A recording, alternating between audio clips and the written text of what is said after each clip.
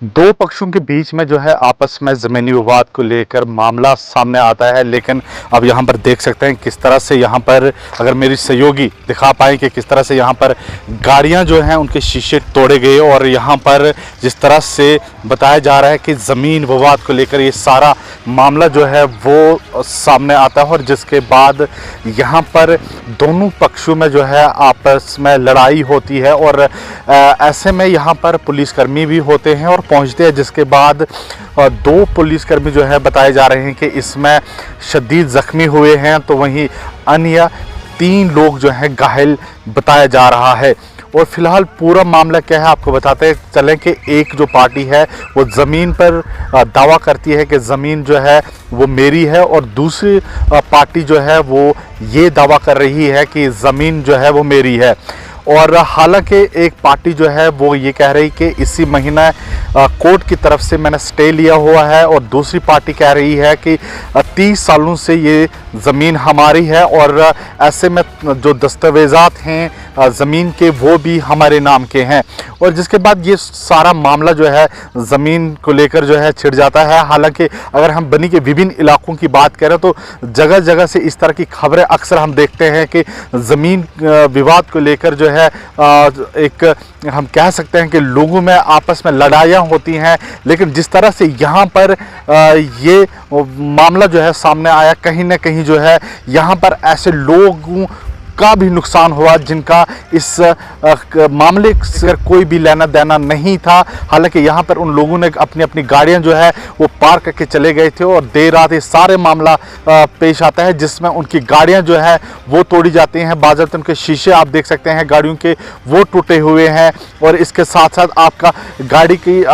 हालत देख सकते हैं किस तरह से गाड़ियों का बेहद नुकसान हुआ है। हालांकि यहाँ पर पुलिस प्रशासन ने बताया इस मामले को लेकर FIR जो है वो दर्ज कर चुकी है, और 2 लोगों को हिरासत में ले लिया गया है। और तस्वीरें आप देख सकते हैं कि यहाँ पर FSL कठुआ की टीम जो है वो भी मौके पर पहुंची है, और पूरा घटना स्थल का वो जो है जायजा ले रही है आखिर क्या मामला हुआ है, और पुलिस इस पूरे मामले की छानबीन कर रही है। लेकिन जिस तरह से मैंने बताया आपको 2 पार्टियां हैं जो आमने सामने हैं, और ऐसे में एक पार्टी जो कह रही है, हालांकि वो सारी तस्वीरें हम इस फुटेज में नहीं दिखाएंगे क्योंकि हमें कोई उस दोनों पार्टियों का हम पक्ष यहाँ पर नहीं रख रहे हैं, न ही हम उनका समर्थन करते हैं क्योंकि उनकी आपस की लड़ाई है। लेकिन खबर करने का मकसद ये है जिस तरह से इस मामले को लेकर जिनका दूर दूर का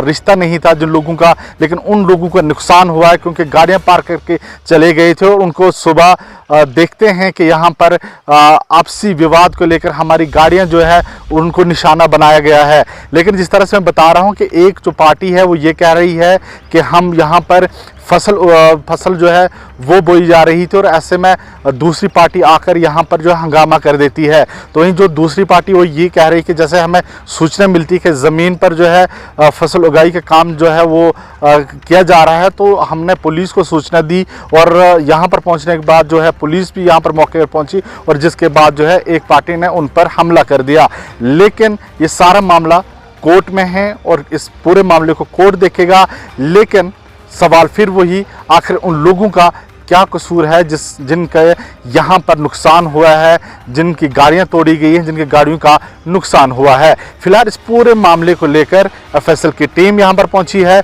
और पुलिस प्रशासन ने 2 लोगों को हिरासत में लिया है, और FIR भी लॉन्च कर दी गई है, और पूरे मामले की जाँच पुलिस कर रही है।